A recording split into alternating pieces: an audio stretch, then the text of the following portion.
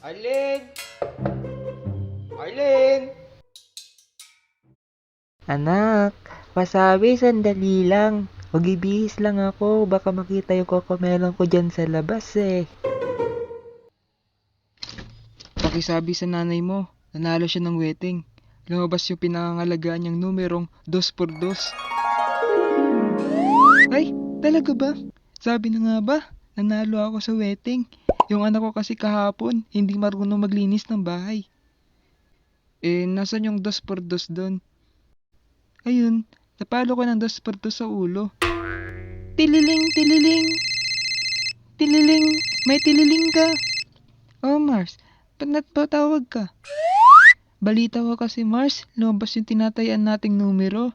Hindi ko natayaan. Sayang nga, Mars eh. Ikaw, natayaan mo ba? Hindi eh. Ha? Ilang taon ka nang ganyan, Mars? Pag lumalabas yung numero natin, lagi mo sinasabing hindi mo natayaan. Totoo ba yan, Mars? Ikaw din naman.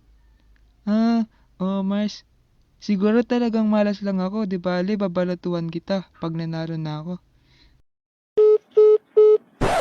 It's a prank! Inunahan lang kita. Rin's Animation.